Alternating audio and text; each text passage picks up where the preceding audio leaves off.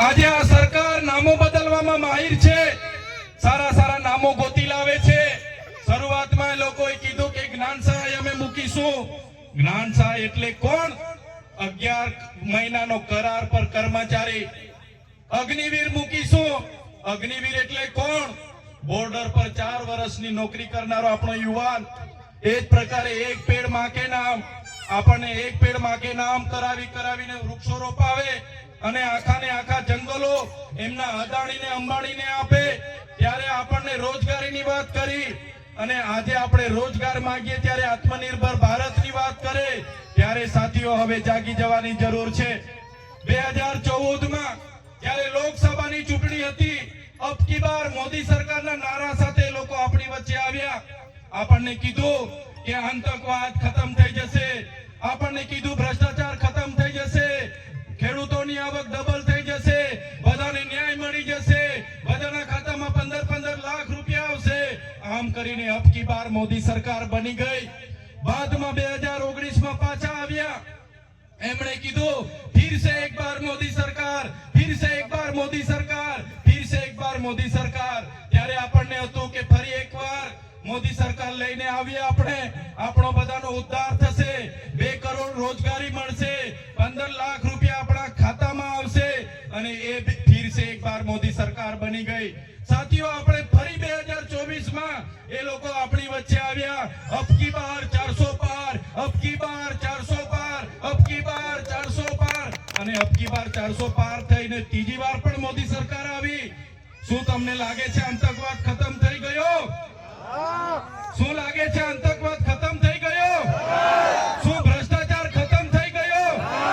પાકિસ્તાનના ઘરમાં ઘૂસીને આતંકવાદીઓને મારી નાખ્યા, ચીનના લોકોને લાલ આંખ બતાવી, તમારા ખાતામાં 15 લાખ આવી ગયા. બસ આ જૂઠા વાયદાઓ, ખોખલા વાયદાઓ કરીને રાજ સત્તામાં આવેલી આ સરકાર હવે આપણને કહે છે કે 2047માં વિકસિત ભારત બતાવીશું. 2047માં વિકસિત ભારત બનાવવાની આજેથી વાત કરે છે. 2047માં તમે પણ હશો કે નહીં હશો, અમે પણ હશો કે નહીં હશો, પણ 2047ની અમે રાહ નથી જોવાના. 2027માં તમારી સરકાર બની રહી. આ નામો બદલવામાં માહિર આ ભાજપની સરકાર મનરેગા યોજનાનું આખું નામ બદલી નાખ્યું. ત્યારે આ ભાજપની સરકારને કહેવા માંગુ છું, મનરેગા યોજનાનું નામ બદલવાથી તમારા કૌભાંડો દબાઈ નથી જવાના, તમારા પાપ ઢંકાઈ નથી જવાના. તમે મનરેગાનું નામ બદલો કે મનરેગાનું કંઈ પણ કરો, પણ તમારા નેતાઓએ કરેલા કૌભાંડ અમે ક્યારે ભૂલવાના નથી. એનો જવાબ આ તાલુકા જિલ્લામાં અમે આપવાના છે. ત્યારે મનરેગામાં કૌભાંડ થયા, નલ સે જલમાં કૌભાંડ થયા, જાતિના દાખલાઓમાં કૌભાંડ થયા, 73 એની જમીનોમાં કૌભાંડ થયા. ત્યારે આ કૌભાંડોનો બદલો હવે તાલુકા જિલ્લામાં લેવાનો છે. સાથીઓ, તાલુકા જિલ્લા પંચાયતની ચૂંટણી આવે છે. મારે યુવાનોને આહવાન છે, મારે વડીલોને આહવાન છે, મારી માતા બહેનોને આહવાન છે, આવનારી તાલુકા જિલ્લા પંચાયત માટે તૈયાર થઈ જાઓ.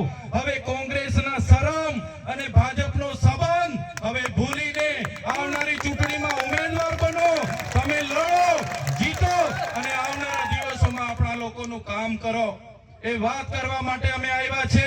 આ ભ્રષ્ટાચારી ભાજપે એમના શાસનમાં પેપરો ફૂટે છે, નકલી ભારમાળા ચાલે છે, ટોલ નાકામાં લૂંટ ચાલે છે. ત્યારે એમને હવે બદલવાની જરૂર છે. આજના મંચ પરથી સૌપ્રથમ હું કહેવા માંગુ છું, અહીંયા જેટલા પણ પોલીસ અધિકારીઓ હોય એમના માટે એકવાર જોરદાર તાળીઓ પાડી લો. પણ સાથીઓ, પોલીસ અધિકારીઓ હોય કે જંગલ ખાતું હોય, કેટલાક અધિકારીઓ, ઉચ્ચ અધિકારીઓ ભાજપના નેતાઓના ઈશારે અમારા લોકોને રસ્તા ઉપર ઉભા રાખીને હેરાન કરે છે, લૂંટે છે, અમારા લોકોની જમીનો સંપાદન કરે છે.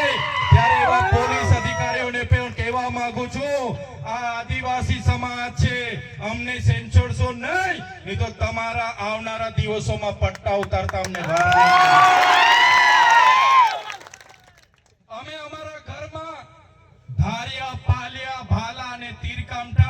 એ શણગાર માટે નથી મૂક્યા, જે દિવસે અમને જરૂર પડશે લઈને રસ્તા પર ઉતારતા પણ અમને આવડે છે.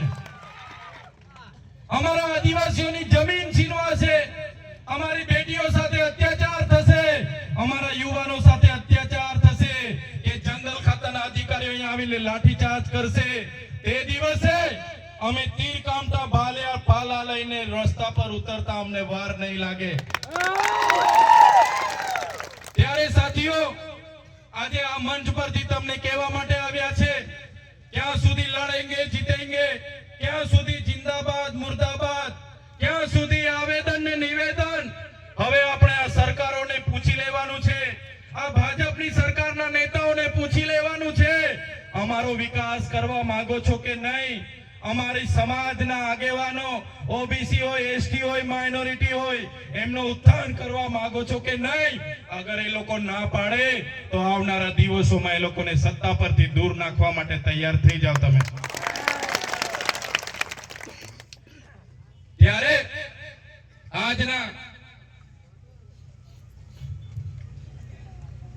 આજના કાર્યક્રમમાં આજુબાજુ વિસ્તારમાંથી આવેલા વડીલો, યુવાનો, માતા બહેનો, તમે બધાએ જોયું હશે, દેશ આઝાદ થયો, લોકશાહી આવી, લોકશાહીના ઢબે આજે દેશ ચાલતો નથી.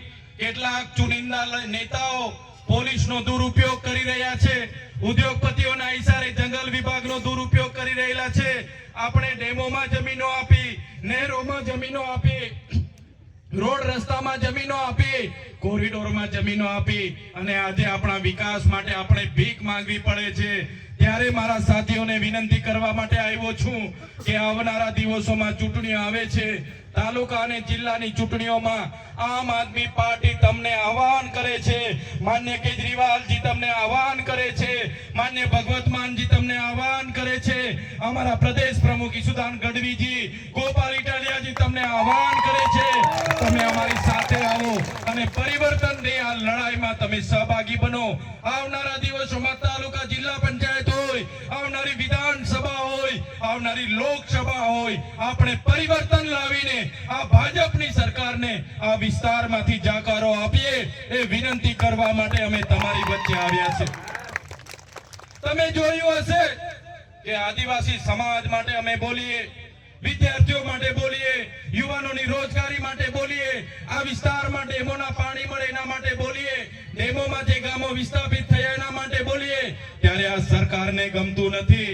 આ સરકાર અમને પણ અવારનવાર જેલોમાં નાખે છે, અમારા પર દમન ગુજારે છે, અમારા પર અત્યાચાર ગુજારે છે, અમારા કાર્યકરો પર ખોટા કેસ કરીને પોલીસ સ્ટેશને લઈ જવામાં આવે છે, એ કાર્યકરોને ડરાવવામાં આવે છે, ધમકાવવામાં આવે છે, કહેવામાં આવે છે કે આમ આદમી પાર્ટીને છોડી દો, તમે ચૈતર વસાવાને છોડી દો. પણ એવા પોલીસ અધિકારીઓને પણ કહેવા માંગીએ છીએ, हमारा टाइम 2027 में आने वाला है.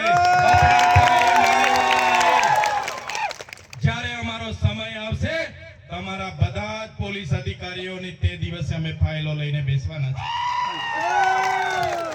બધાને અમે મેડલ આપવાના છે, બધાને પ્રમોશન આપીને આ વિસ્તારની જેલોમાં અમે મોકલવાના છે. ત્યારે સાથીઓ, કોઈ ડરવાની જરૂર નથી. તમારી સામે તમારો ભાઈ, તમારો દીકરો, તમારો નેતા ચૈતર વસાવા ઉભો છે.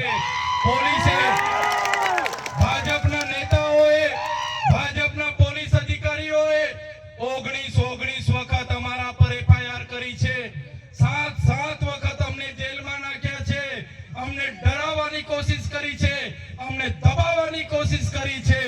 પણ આ તમારો ભાઈ, તમે બધા અમારી સાથે છો, કોઈના બાપથી અમે ડરતા નથી. બસ તમારા આશીર્વાદ અમારી સાથે રહેશે, તમારો સહકાર અમને સાથે મળશે તો આવનારા દિવસોમાં આપણા એસસી, એસટી, ઓબીસી અને માઇનોરિટીની લડત હોય, આપણા વિદ્યાર્થીઓની શિષ્યવૃત્તિની લડત હોય, આપણા યુવાનોની રોજગારોની લડત હોય કે કોઈ પણ જાતની લડત હોય, બસ તમે આમ આદમી પાર્ટી અને ચૈતર વસાવાને સહકાર આપતા રહેજો. તમારા ભાગની લડાઈ અમે લડવા માટે તૈયાર છીએ. જ્યારે પણ આ વિસ્તારમાં કોઈને પણ કોઈ પણ પ્રકારની કોઈ હેરાનગતિ કરે, પરેશાન કરે તો તમે અમને યાદ કરજો. જ્યાં પણ લડવાનું હશે, રોડ પર લડવાનું હશે તો રોડ પર, અને વિધાનસભામાં ઉતરવાનું હશે તો વિધાનસભામાં, અને પોલીસ સામે ઉતરવાનું હશે, એસઆરપી સામે ઉતરવાનું હશે કે આર્મી સામે ઉતરવાનું હશે, આ અમારી ટીમ આગળ રહેશે, પણ પાછળ તમારો બધાનો સહકાર અમને જોઈશે. પહેલી ગોળી અમે ખાઈશું, પહેલો દંડો અમે ખાઈશું, પણ મારા માતા પિતાઓને, મારા વડીલોને, મારા યુવાનોને આવનારા દિવસોમાં બચાવવાનું કામ અમે કરવાના છે. બસ તમારો સહકાર અમને જોઈએ. ત્યારે આ વાત કરવા માટે આજે અમે તમારી વચ્ચે આવ્યા છે. આ પંચમહાલની ક્રાંતિકારી ધરતી પર રૂપસિંહ નાયકના વંશજો, બાબલિયા નાયકના વંશજો, અહીંયા રવજી નાયકના વંશજો, જોરિયા પરમેશ્વરના વંશજો, અહીંયા ભૈજી બારિયાના વંશજો મારી સામે 100 બેઠા છો. ત્યારે આજે જે હાલત આપણી થયેલી છે, આપણો ઇતિહાસ જે દબાવવા માટેના પ્રયાસો થયા છે, ત્યારે બધાએ એક થવાની જરૂર છે. હવે આપણે કોઈ પણ પ્રલોભનોમાં આવીને, કોઈ પણ વચનો વાયદામાં આવીને હવે તમારા મતનો અધિકાર આપણે વેડફવાનો નથી. અમે તમારી વચ્ચે